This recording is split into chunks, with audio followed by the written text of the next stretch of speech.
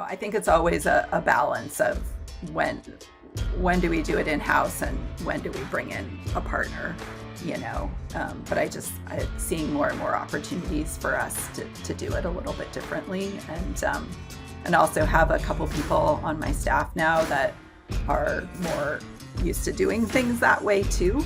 And so I think that will help us shift it a little bit.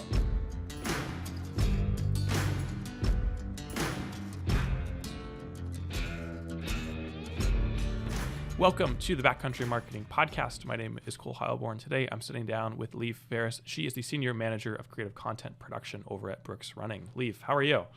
Good. How are you?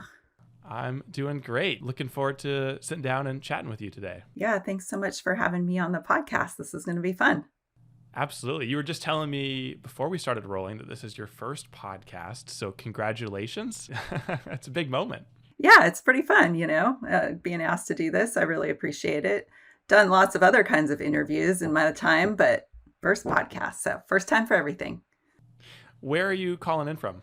I'm in Seattle, North Seattle, near Green Lake, and beautiful lake just around the corner where we can walk to and enjoy. A little bit of snow this morning, but still beautiful. Is Brooks' HQ out of Seattle? Yeah, our headquarters in Fremont, just down by Lake Union, near Gaswork Park, and right by the Burke Gilman Trail, which is great for our staff and runners to be able to get out there and get some exercise. Beautiful. Well, Liv, I'm really excited to have you on the show, and we're going to dive into a really fun topic that's very near and dear to my heart, and it sounds like it's very close to your heart as well. We're going to be talking all about content and video content and when to bring video content in-house. And I'd love if you could give us a quick kind of synopsis of your job with Brooks, the department that you oversee. And I know there's a lot of change happening in the department, but we're going to get into some of that in the conversation. Yeah, for sure. So I started at Brooks in February of last year, right in the midst of the pandemic. And I lead our creative content production team. So it's a team of producers. And we work with our marketing partners to do video and photo content, everything from sales content for our sales meetings, all the way through to social media content, wide range of stuff. And how long have you been with the company? I've been there a little over almost 2 years now, I guess. Coming up in February will be the anniversary. Gotcha. And with your job description, what's your day-to-day look like? What do you do? Yeah, so I oversee on our team. There are 10 of us on our team right now, just getting ready to hire 2 more. So we've been growing quite a bit, and just to oversee the day-to-day of all of the work that we do, which is, again, video and photo. We work with our partners, our copywriters, designers, project managers, and within our creative studio to create content. So overseeing those producers, making sure that they have what they need, making sure projects are running smoothly, resourcing, budgets, invoices, contracts, all the fun stuff that comes along with production. And then every once in a while, I get to go out on a shoot as well. I just got back from a trip to Portugal where we were shooting some trail running, which was pretty fun. So I get to do a project every now and then. But most of the time, it's just supporting our team of producers that are super busy with lots on their plate, making sure they have everything that they need. How did you get into the production world? What about it interests you? Yeah, so I started out in journalism, just always had an interest in journalism, was doing some print journalism, and then had an opportunity to work at a TV station in San Francisco. And so that was my first sort of dipping my toe into production, and it got in my system. And I think anybody that does production knows that can happen.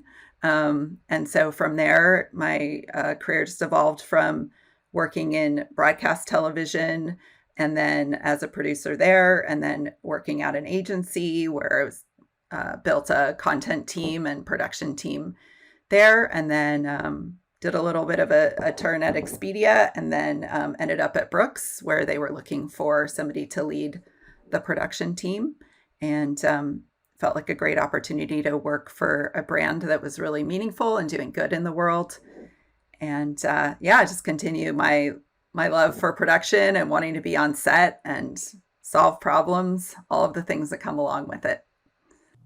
I'm curious. I feel like we could probably swap some great production horror stories, and we won't go there. Right. But what is your favorite and your least favorite part about production, or just projects in general, video projects? Oh, good question. I mean, I would actually say that they're kind of one and the same. Like I said, we were just on this shoot in Portugal with a couple of our athletes. We definitely had some challenges. One of them got hurt. We had a drone fall out of the sky. Things went wrong. But I just think that comes with the territory. And I think while that's not a great part of the job, it's also part of the job that I really love, because I do really well in stress and moments like that, of keeping a clear head and looking ahead to like what needs to happen next. So, I love solving problems and like I said, do well sort of in crisis. So I think it's a two-sided coin of, it's never great when something goes wrong on set, but at the same time, I feel like that's one of my strengths. So it feels good to be able to help solve those problems and move things forward. So you thrive in the situations where most folks don't want to be. Yeah. I would say that's true. Yeah. Sounds like you're in the right job. Yeah. And on that shoot in Portugal, what was your role on set? Just so folks maybe have an idea of what are you doing while you're actually out on location? Yeah. So on that particular project, I was the producer for the brand producer, and not just there as, head of production, but actually producing. And so we were working with a production company on that project, also had our in-house photographer was there as well. And my job was just to make sure things were going smoothly, be there to solve problems as they might come up, support our athletes, which is really important for us when they're on set and taking time out of their careers to do this work with us. I really just want to make sure that the crew is happy, that everybody feels included, everybody's getting fed well, and then just having fun too. So in this case, part of my role was when some of these things got a little challenging to work with our internal team that was there, as well as our production company producer to, figure out, okay, what do we do next now that something's going differently than we expected? Sure. So we're recording this December 1st, which I didn't realize until I logged into the computer this morning. But December already. I know.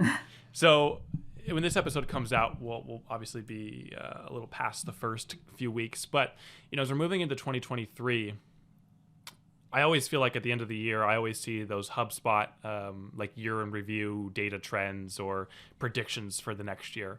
And I'm curious what you're seeing in the marketing world and just in terms of like video trends or video needs that might become, that might pop up. How is Brooks looking at the changing marketing video needs of 2023, and how are you kind of thinking through that? Yeah, I mean, I think for us, social is a big part of it. I think it has been for a while. Within the last year, we started on TikTok, so we're doing more of that. And I think for us at Brooks, it's really a variety of video content that we're doing across the board. And so it's really looking at the campaigns that we're doing, what makes the most sense from a video perspective and a photography perspective. How are you looking at the whole campaign? And just trying new things, I think, is part of it.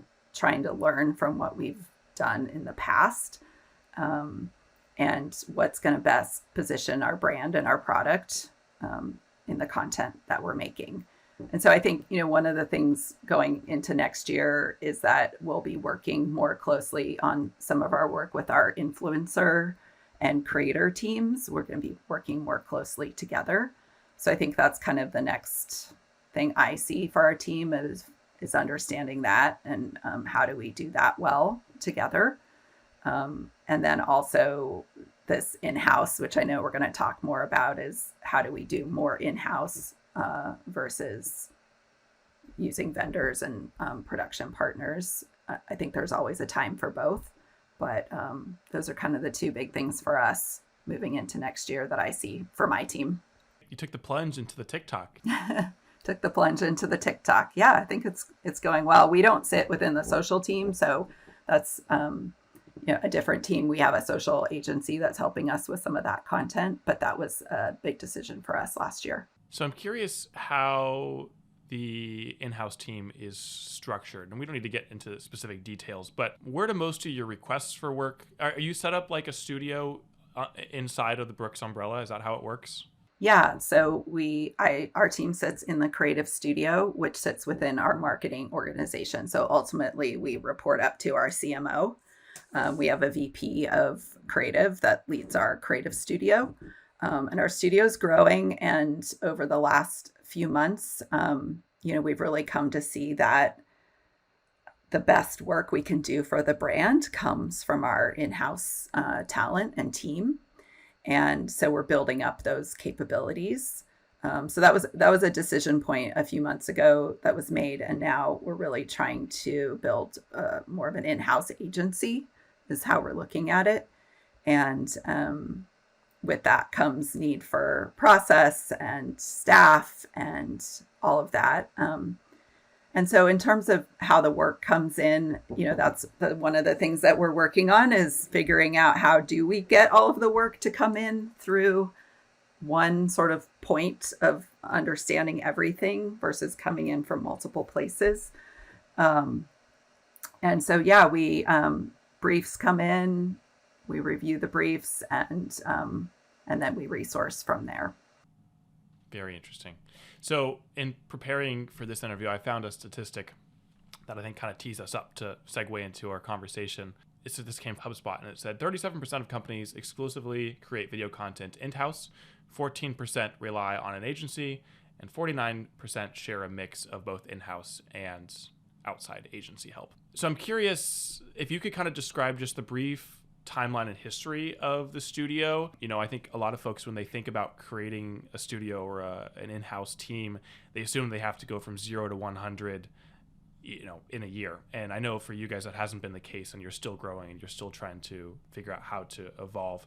But could you kind of describe just the overall progression of your team? Yeah. I think creative has been a part of Brook's work for a while. And, we have people on our studio team that have been at the company for, I can think of one designer who's been here for 8 years. I have producers on my team that have worked for Brooks for 13, 14 years and have evolved in their role over time. So I think the studio has grown. There was just recently, actually, someone shared a PowerPoint that was done, I think maybe like 4 or 5 years ago, maybe not even that long, that showed who was on the creative team. And it was maybe 15 people, something like that. Small enough that everybody had their photo and a little blurb. And then now our team is, 50 or more. So I think in my time at Brooks, it's grown dramatically. Part of that is given our decision to bring more of this, create an agency. And just the amount of work has grown, that the company has grown in our revenue. And with the increased revenue comes increased marketing dollars. So there's more that we're doing with that. It's just a constantly growing. It can sometimes take a bit for companies, I think, to really reach that tipping point where it goes over into sudden growth.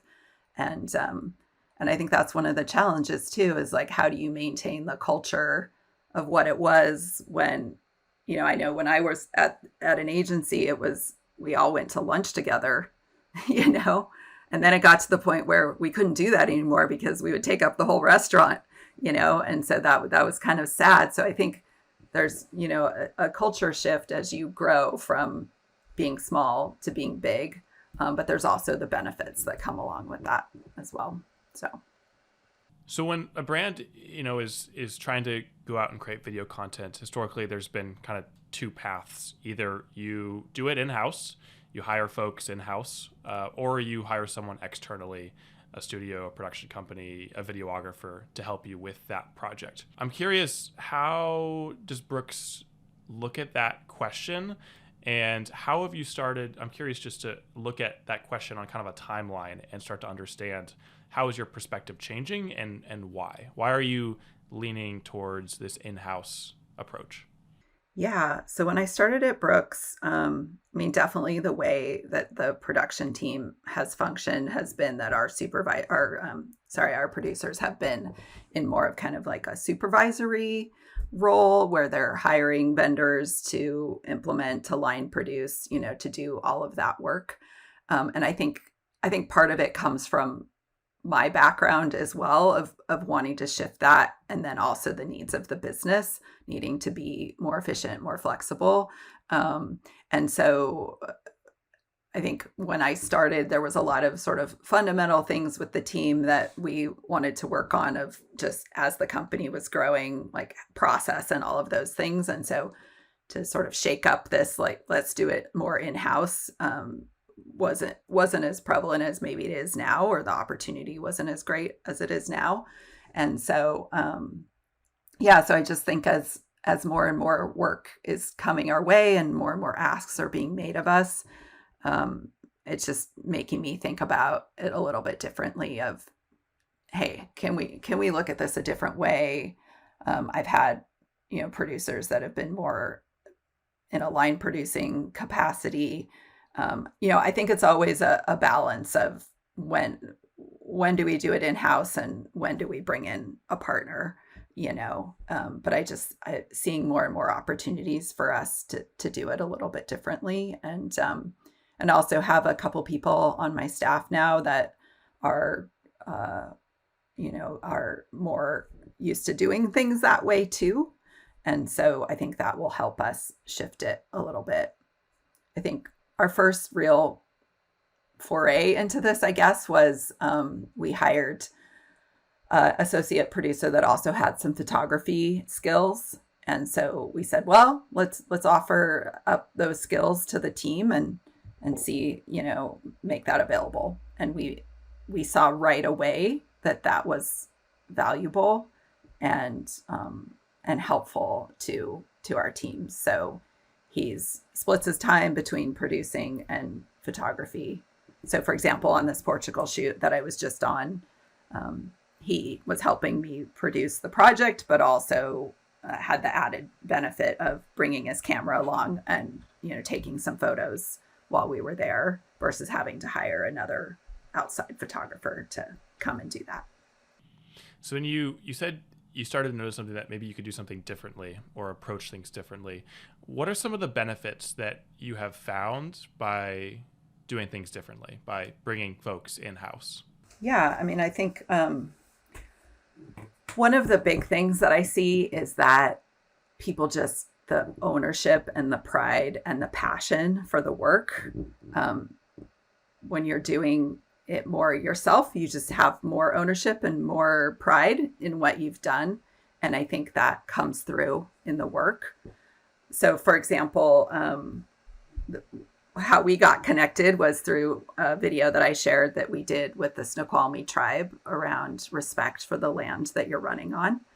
And that was something that people invested their heart and soul into, that this was an important point for us as a brand to support that, we're running on this land and we want to respect that. And it's not just about conquest. And that was something where our team really needed to understand that and communicate that and feel that. And so that was a really good example of, I think, where being able to fully invest their time and thought and have that pride in what they're doing came through in the work. Yeah, that's a great point. Any work that has a strong emotional attachment, it seems that it's so important for the team that's working on it to be as emotionally invested in the project because the story is told through the lens of the people who are actually making it. And if they're not 100% committed, the story probably isn't being communicated as well as it could be. So you've seen stronger ownership, and that has led to stronger emotional responses or a stronger emotional project because of that? Yeah, I think it comes through in the photos, it comes through in the work, and it comes through in the sharing of the work. It's not just about winning awards. Winning awards is great. We love that, right? But it's, hey, look at what I worked on. Look at what I did. I'm really proud of this. I think that's a big part of it. I think, there's efficiencies that come with it. So I'll give an example of a recent thing that we did that has a little bit of both. So we were wanting to do some content for Halloween. And so there was some ideas being thrown around our shoe, which is the ghost. And we were launching the ghost, and this is a great opportunity to tie it to Halloween. And so there was a challenge put forward to, hey, let's make some content and let's do this all in-house, right?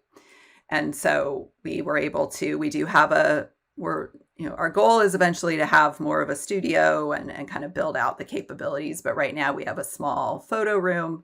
And so we were able to have our in-house photographer, one of our producers, one of our designers work together and pulled off this, it was photography of a cauldron with a shoe levitating above it and the smoke and, all of that Halloween vibes. And we shared that, and that piece of content generated sales. It, some really good numbers. I mean, metrics is part of the work that we do, right?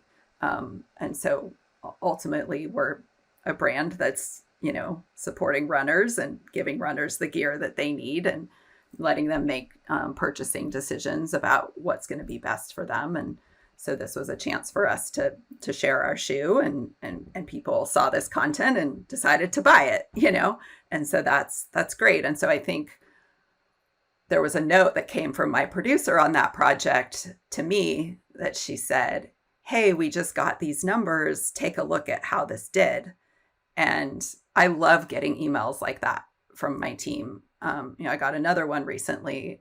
Hey, I'm really proud of this. I wanted to share it with you, because I don't always see it first. They sometimes see it first. So I just think that Halloween example was a good one of, they spent a couple days, they made this cool thing, they shared it out, it had an impact on the business. They were proud of what they did. And so I just want us to do more things like that, not to say we're not proud of work that we do with production companies too. Absolutely. I just think there's a little extra level of pride for the team when they're doing it themselves that way. Well, you're talking about efficiency, and I'm curious to hear your thoughts on, the opportunity cost of a timely piece of content. If you go outside, maybe it takes longer. Well, chances are it's going to take longer than it would if you could just pull it off in-house. So there's that gap between, when we can get this asset live, and there's sometimes a revenue number attached. If it's not known, there is some sort of revenue number attached to that gap in time. How do you see that play out through the efficiency side of it all? Yeah, I mean, I think there's always going to be give and take, right?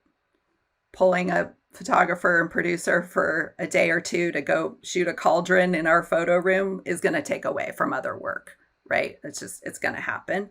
But I think it's on our own schedule and our own time, and we're able to really evaluate that easier, I think, than relying on a partner, So for example, yesterday I was working on the video we shot in Portugal. I was working on a schedule for post because of some of the things that happened on the shoot. We've had to shift a little bit in the content itself, and so we've had to adjust our post schedule. And so I was working on a schedule yesterday to send back to our production company.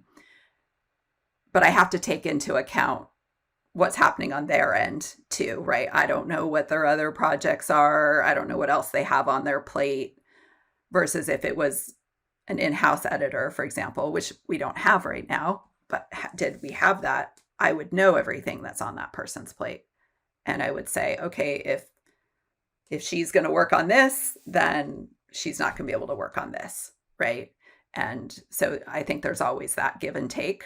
Sometimes we're we don't have the resources, so the only way to get it done is, hey, I need to bring in a freelancer to do that, or I need to hire a production company to do that. So I think it's a constant give and take in what's going to be the most efficient thing and what's going to be the best thing for that piece of content. Sure. I'm curious if we could dive into the cost perspective, because cost is often another reason that people bring up, actually pro and con of bringing things in-house. Sometimes I've heard it's cheaper to outsource it. Sometimes I've heard it's cheaper to bring it in-house. How do you think through the financial side of it all?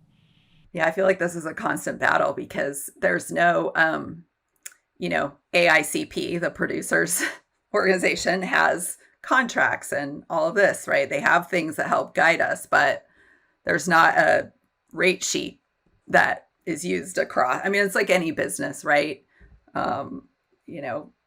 Supply and demand impacts rates and so forth. So I think in production over my career, I've, seen everything from the one-man band that is willing to do it for a lower cost to, the 50 people on set crew, that costs way more. And so I think it's there's no standard to go off of. And so I think it's just a matter of taking it project by project and saying, okay, what makes the most sense for this? What does the cost look like? We try to do triple bids so that we're getting a good sense of what costs are. Is that something that we can do in-house that will have a time cost? Because like I said before, doing one thing is going to take away from doing something else. So it's not necessarily free, right? I just actually had that happen. I got an email from a stakeholder that was asking about something that they needed shot. And I said, hey, that's potentially something that we could do in-house. And then they said, oh, does that mean it's going to be free? And so yes, it will reduce costs because I don't need to hire an outside photographer. I don't need to pay a licensing fee, that kind of thing. But we still potentially need props and we may still need talent, and there's time for Gavin to shoot that, so it's not ever going to be free. It's just weighing the pros and cons or the costs of the things and what makes the most sense for that project. Gotcha. So you take it very project approach and you say this project makes sense in-house, this one might make sense out-house. If you could summarize or just generalize the types of projects that are better suited for your team in-house, just so folks maybe have an idea of what actually works for you guys. Yeah, I mean, that's what we're figuring out right now, because we don't have a lot of in-house capability. I've mentioned our photographer, so we found having him go and shoot events, going and doing some of these more in the moment type things definitely makes sense. I had a request this week for, do we have any photos that don't have a licensing timeline on them? A lot of them are 2 years. And so is this something where, it's better for us to have that complete ownership over things? Sorry, I lost my train of thought.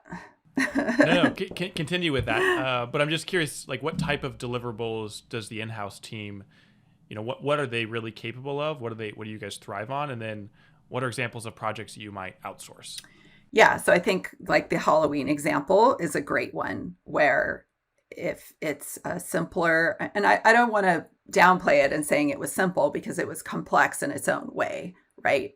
But there wasn't 10 talent and there wasn't a huge set. And so that made sense. Can we do this ourselves? It seemed like we could, right? And And then there's the ones that are more complicated with lots and lots of talent that, where we need some additional support. So I think right now, as we're growing our team, that's just where we need to look at the different things that are coming in and say, what makes sense here. And as we build out the team, one of the things that I'm seeing is that we need a in-house videographer, editor. So on a project right now, we're actually trying out having an editor work separately from our production company on a certain portion of the deliverables. So for example, paid media, right? That's one thing when you ask about trends and things like that, we're being asked to do more and more paid content versus organic content, right? Cut downs for Facebook, Pinterest. The more social sites we have, the more need that we have for something that's tailored to that site, right? And it's not always new content. It's just versions of this needs a logo, this doesn't, things like that. And so that's one thing we're trying out right now is we have the production company that's doing the bulk of the deliverables, but we had this other set that needed to get done. And we said, could we do that in a more cost-effective way? And so we're trying it out. So we've got a freelance editor, sort of thinking of that person as in-house editor, right? If we were to have that, what's it like for my producer to manage both the production company and the editor versus just the production company? What's the cost? When we were thinking about doing that, okay, production company, how much is it going to cost for you to make these? Okay, freelance editor, how much is it going to cost for you to make these? And then weighing that and seeing, okay, it's actually more cost effective to have this. But then give and take, right? My producer is going to have to manage these two entities now. And what is that like? So we're just, it's test and learn all the time. I feel like try it out, see what works, learn from it, move on. Not everything's going to work. Some things are going to work better than you thought. And some things are going to be just okay. But that's how you learn and you figure out what you need. I love that hybrid approach. That's a really cool case study. Yeah, we'll see how it goes. We're in the thick of it. So to use this Portugal example, on a project like that, why bring an outside production company in versus keeping that all in-house? I think the more maybe concrete examples we can give to folks about, distinguishing that why, I think it's going to be really helpful. Yeah, I mean, on that one, right now, we just don't have the capabilities in-house to do that, right? And when you say capabilities, can you elaborate? We don't have anybody that shoots video. We don't have editors. I have producers that can line produce, but I have a list of crew that I could crew up if I needed to. But in this case, we knew that we wanted to shoot in Europe or South America. We also considered, so there's the complexity of that. The schedule on this project is not super tight, but not as long as, ideally story of our lives, right? There's a lot of deliverables. So I think it's a more, right now, these more complex projects, it's definitely helpful to have a production company. And the one that we've worked with on this project has been amazing, super organized, project managing really well. Found an amazing local fixer in Portugal. It just has experience shooting the type of content that we were shooting. So I think there was just a lot of benefits to that. And then also, this was a project that we had so much going on, and I took on this project because all my other producers were busy, right? And so my capacity to line produce something like this just isn't there. So I just think it was a range of reasons. And so it's that complexity, getting the experience, the contacts, those kinds of things, time constraints on my side. We still tried to take as much as we could the creative development in-house, we did the storyboarding, we did the copywriting, all of that. So there was still a lot of things that we did on our internal team, but the production piece of it went to the production company. So I think that's worth mentioning, is that there are projects where we also need creative development support because our designers and copywriters and creative directors are have a lot on their plates too. So sometimes we need that support.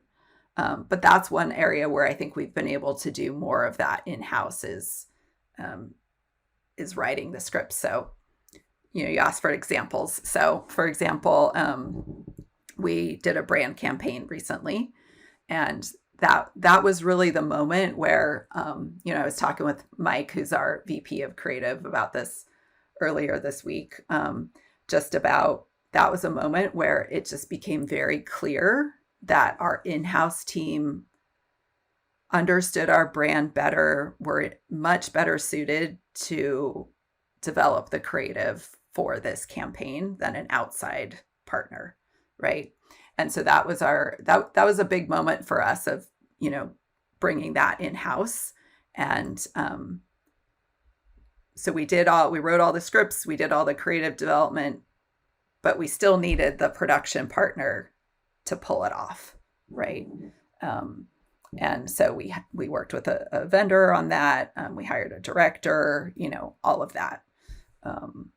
So maybe that's a good example to show where I think we're getting more and more comfortable with the creative development in-house. And now we just need to get the production side of it. From my perspective, we need to get the team in place to be able to do more of that in-house too. So that's I feel like you brought up another great example as to why the debate between in-house versus out, an external vendor. A lot of people bring up the idea of the outside consultant perspective, where, a lot of the reason agencies get hired is because they have a different perspective. They come in with fresh ideas. They see things from a different vantage point. For your team, I guess, what does it take for an internal team to be able to still deliver that type of creative?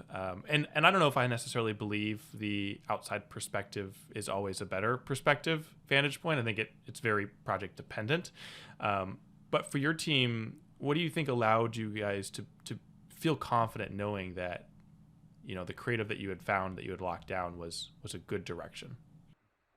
Yeah, I think on that particular project, sharing scripts and sharing creative with our partners outside of the studio, our marketing partners, our CEO, of what resonates. I think it was very clear that the work that we had done in-house was resonating and felt more in line with our brand than an outside perspective did in that case, right? And I think it's easy to get kind of stuck, or to not have the time to refresh yourself and keep that creative energy going. And so there can be times, I think, where it's helpful to have an outside agency or vendor or somebody come in to help with that. But ultimately, they're not going to know the brand as well as we know the brand. And we've seen that in a project that we did earlier this year. We had a vendor that was helping us write scripts, and they sent us scripts and we rewrote them because it just didn't feel in line with our brand, right? And but I don't want to discount the value of outside partners, because there's always going to be a need for that. I think it's just, we have a lot of talent here, and people that are passionate for the sport of running, passionate for the story and the values that Brooks is telling, and we're living it every day. You don't have to be a runner to work at Brooks, but most of us are. And so, when we're talking about trail running, for example, the team that's working on our trail running, they are trail runners themselves. They're out there doing it. They know what's happening in the industry. They know what do people wear when they go trail running, things like that, versus an outside partner that may need to get themselves up to speed on that, right? Yeah. Of if you could think about all the deliverables that you have created over the last year, how many percentage wise, how many of those have been in house? How many of those have been outside? Oh, I mean, just from a pure production standpoint or including creative development, I mean, I would say it's more heavily weighted to outside. Again, just because from a production standpoint, we just don't have the resources in house. But I've seen it. It's shifting. It's shifting. And as we go into this next round of work, which I've got a long list for what's next, I'm really looking at that of, okay, how do we do this differently? I think the biggest thing that we've seen on my team is the photography side, having that in-house photographer that's able to just take those requests and go and do them. So more that's definitely been a shift. Like those were hiring an outside photographer, and now our PR team, our Brooks Run Club team, they're, Gavin's shooting a lot of that. A lot of our product stuff for our special products, around like 4th of July or St. Patty's Day or whatever it may be, we're shooting more of that. So I don't know the exact percentage split, but definitely it's changing. It's changing as we go. Yeah. Do you see other companies in the industry making similar decisions? Do you see them bringing more and more capabilities in house? Yeah. So one of the things that I did earlier this year was, as I'm thinking about what the team's going to look at it like and how we build it out, is I reached out to some of my peers at other companies, to say, hey, what are you doing? How are you building your team? How are you splitting the work? Who do you have on your staff? What's your org chart look like? Just questions, questions, questions. And so I think I did probably like 5 or 6 of those conversations, just to really get a sense of what other people were doing. And I think we're all seeing have the same questions, seeing the same challenges. Everybody's doing it a little bit differently. I don't think there's any like magic answer, right? And I'm part of a group of people in the industry in a conference every year. And that's a topic of discussion too, that we've had there is, and I remember we were having a conversation one day and, it was like, what's the answer? And everybody in the call was like, that's what we're figuring it out together. Like we're the ones that can maybe help create that. But I just don't know that there's ever going to be the right answer. I think it's a constant test and learn, like I said, and every company has different needs and different structures. But I really appreciated being able to have those conversations with my peers and just kind of hear what they're doing and hearing that we're having the same question marks and challenges and wins and successes too. So that's pretty fun. And there's one in particular where I actually need to reach out to him because he had offered for us to come and take a look at their studio, and I want to go do that. So just learning. I think I told you when we talked leading up to this conversation about a friend of mine that works at BuzzFeed, and we had gone down. We were in LA for vacation, and I was like, "Hey, can I come check out your setup?" And particularly what they're doing for Tasty. And so we went in, saw their setup for how they were shooting all of those tabletop videos, and took that. This is when I was at the agency, but took it back to my team and took lots of pictures and showed them what they were doing. And we set up our own setup to be able to do that, and it was really great. So I think for those of you out there that are listening and doing this and thinking about how to do this, just talk to your colleagues, talk to your peers, learn from what others are doing, listen to podcasts like this. I mean, I'm not an expert. I'm learning as I'm going, and all I can do is share my experience. And I think for me, that's a huge thing that I try to do, is just learn from others and try things out. Yeah, so I think you segued this nicely. For folks who are listening, who are, asking themselves, if I want to build a studio internally, how do I do that? Clearly, it takes a lot of time. It takes a lot of trial and error, as you're discovering. If you had to distill down any kind of key lessons or ideas towards building an internal team, what are some things that you would suggest people first kind of look at and first start to try to understand or figure out for themselves?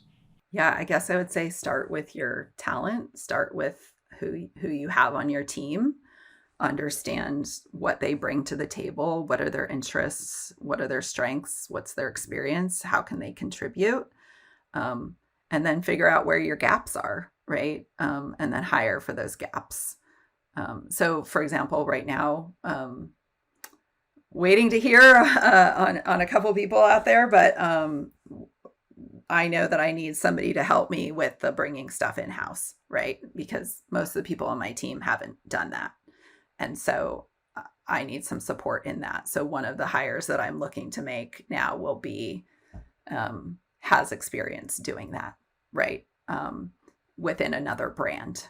So to your question of, before about what are other companies doing and how to learning from that, it's like, okay, you're working in another brand, you've been doing this, you get what it's like to be in-house, you get what it's like to do this, you have a similar mindset. So, hey, let's work together to figure out how we can do that here at Brooks.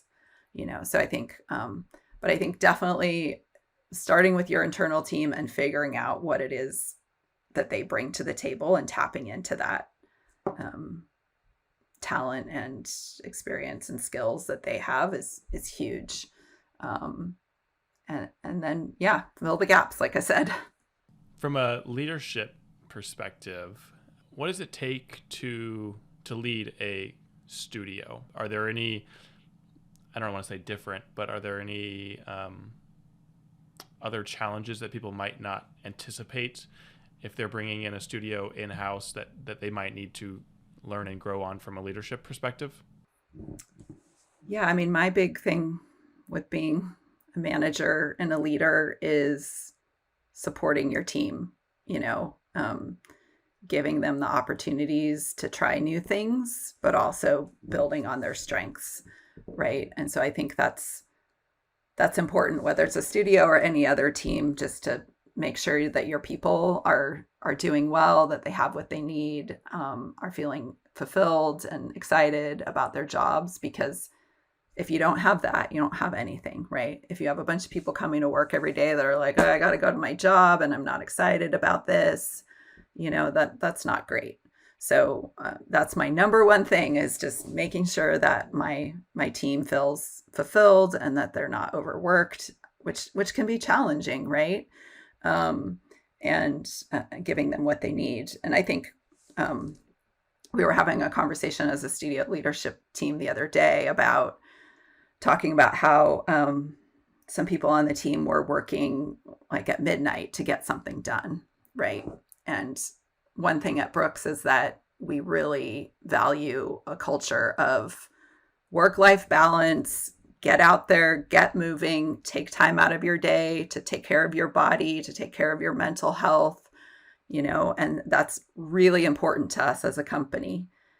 But there are going to be times when we're going to have to put in some extra hours and things like that. And so I think, on this call the other day, it was like, hey, I want to recognize and give kudos to these people that were doing this, because without them, it wouldn't have gotten done. Right.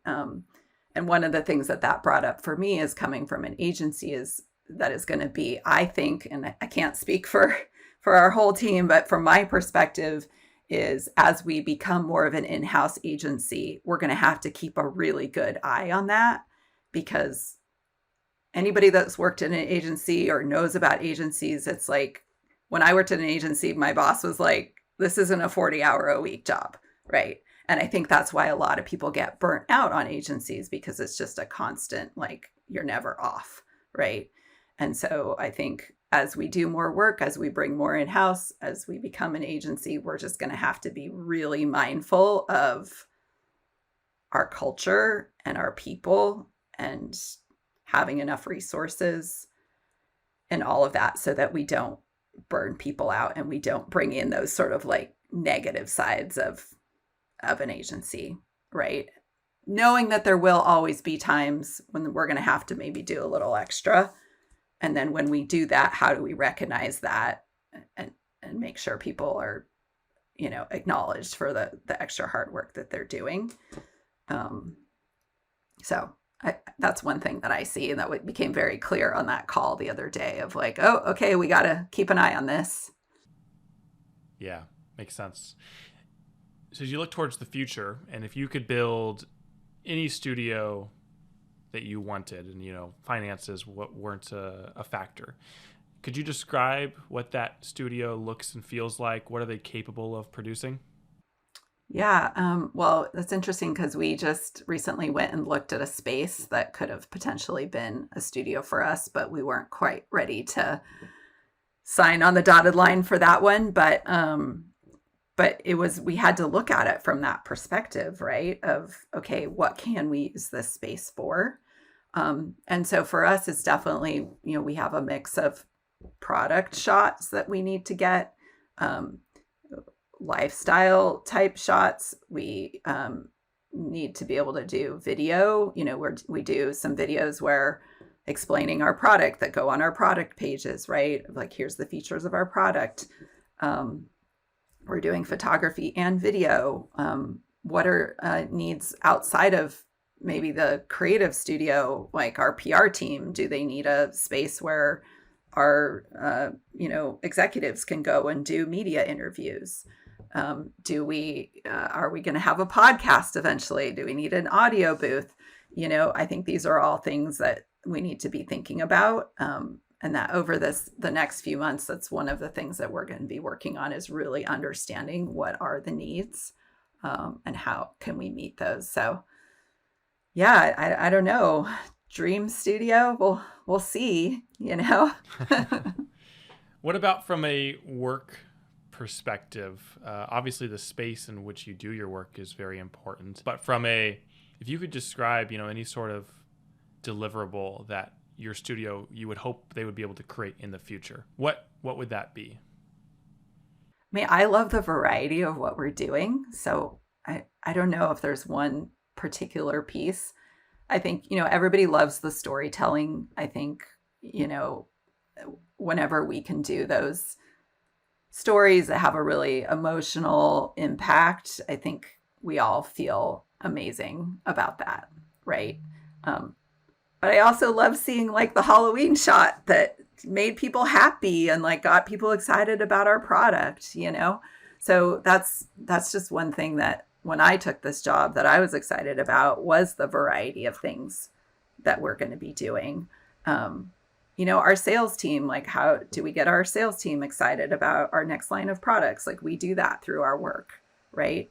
People get a catalog in the mail and they look through the catalog and they feel connected and excited and like see themselves in our product. And that all comes from the work that we do. I think about that when I go into our store. So we have a store. For those of you that don't know, we have a store in our headquarters in Fremont called the Trailhead, where you can go in and you can try on our shoes, you can try on our run bras, you can get somebody to help you figure out what's the best for you. And I think about it when I go in there, because we have this section that has all of our run bras, and up on the wall in that section are photos of women in our run bras.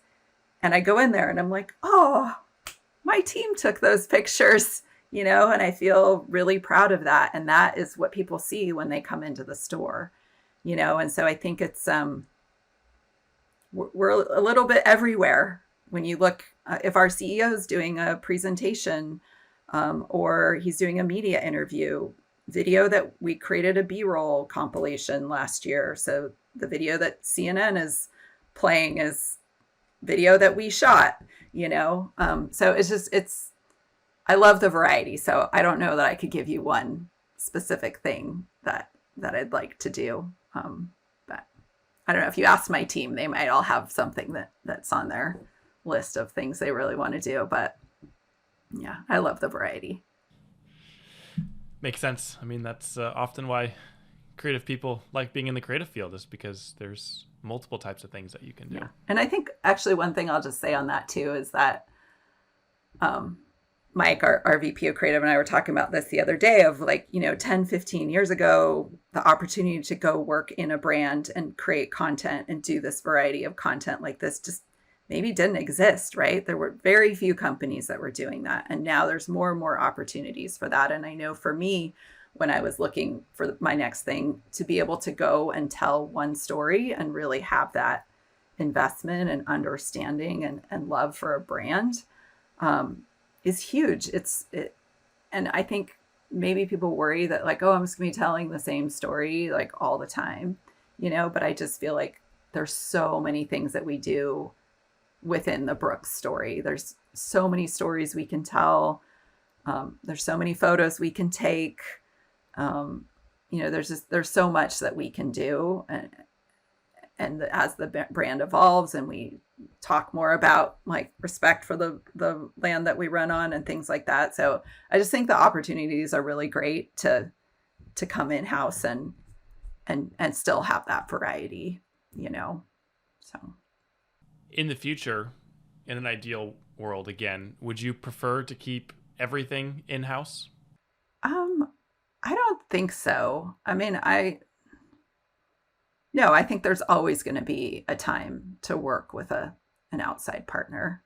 I want us to do more in-house, but I think there's always going to be a balance. And just like I said, like that testing and learning and figuring out where it works and where it doesn't, where it makes sense and where it doesn't. So. Yeah, so to continue that train of thought, when you do have to make the decision to bring someone in from the outside, how do you make that decision? What are your decision-making points? Because that can be a big decision because you're trusting someone. As you said, sometimes the outside partner doesn't get it. They don't quite understand your brand. How do you ensure that the people you do bring in from the outside can actually, kind of fall right in line with your internal team? Yeah, I mean, one thing that's been fun that I've seen in some of our, pitches and things when we're trying to decide on a partner is that they bring together, every place has somebody that's a runner, right? Whether that's somebody that's running marathons or somebody that goes out for a lunch run 3 times a week, whatever it may be, they're all runners. And what I've seen is that they bring those people in to work on the teams. And that's huge, just having that mindset. So I think that's one thing that, as we sort of review bids and things like that, is just where do they have an understanding of our brand? Where have they done similar work in the past? But also where can their work elevate and maybe change what we've been doing so we're not doing the same thing all the time. Right. So it's a mix of things. It's definitely, how do they approach it? Like, what do they understand of our brand to start with? What does their work look like? What is their project management is a huge thing. Do they get that, this needs to stay on schedule and deliver on time and, make it easy for us so we're not struggling to get things. That's huge. So it's a variety of things to look at, for sure. And then cost, is always a factor too. But really, it's most of those other things that are kind of the higher priority in the decision making, I think. Although sometimes it does come down to cost, unfortunately, but we always try to work it out wherever we can. Yeah, makes sense. We're coming up on the end of our time for today, but is there anything else that we didn't cover that you feel like is super important to talk about to wrap us up with? I mean, for me, it's just really that trial and error, figuring it out as you go, tapping into the strengths of your team, giving your team that ownership and excitement over the work that they're doing. Just try it out. I mean, it can be hard because you have business goals you need to meet. But yeah, I think it's just a big fan of let's try something new and see how it goes and learn from it and do something differently the next time, but yeah, and not losing sight of your internal talent and everyone, right? Not just your producer or your creative director, but are you having a conversation with someone in the lunchroom that like has an idea to bring to the table? I think everybody has something to contribute, and I think that's really important and becomes more important as you're doing more and more in-house, right? So, yeah. Well, it seems like video isn't going away anytime No, I don't think so. Photos are only going to be needed more and more. And so the quest that you're on is frankly very interesting. And, again, we've seen a lot of other companies starting to go down this path of bringing things in-house and trying to meet the demands for content and creative and still maintaining that integrity and quality that's needed with each piece of deliverable. And so I appreciate you taking the time to share, your process, where you're at in the journey. And I hope, and I think I know that this conversation will be helpful for others who are somewhere along that path for themselves. Yeah, I hope so. I mean, I think it's been fun over my career to go from where video was not really taken as seriously, I guess, or not as important in the mix of things, to now where it's everywhere. So it's been interesting to see, and I just love like being able to build a team and give people opportunities and try things out and deal with that crisis moment when it comes up. Yeah. But it sounds like you thrive in those situations. So really, if Liv is on your team, there's no stress. Oh, I don't know about that. Things fall apart. I do my best. Yeah. So, but yeah, thank you, Cole. I really appreciate you having me on and hearing my perspective. And like I said, I'm no expert, but hopefully some of you that are listening or like take something away, even one little nugget is then I've done my job, right? So absolutely. Yeah. And if people want to follow up with you, if they have any questions, where can they go to connect with you, and where can they follow along with the Brook's content that your internal team is crushing? Yeah, I mean, I think the best way to reach me is probably through LinkedIn, is the best way. And then follow our YouTube channel. We're doing more and more content on YouTube. Follow our Instagram. Those are follow our TikTok. Come to our store if you're in Seattle. Go to a specialty retailer. Go try on a pair of shoes. You'll see I was in North Dakota with my family vacation, and I went into a retailer there, and there was our photos like on display with our shoes. So it's everywhere. So yeah. Awesome. Well, thank you again for taking the time. I hope you have a great rest of your day. And I'm very curious to see how 2023 shakes out, and definitely want to check back in and see how the continuation of building the team is going. Yeah, definitely. We'll need to check in later this year, see how it looks. All right. Thanks again. Bye. Bye.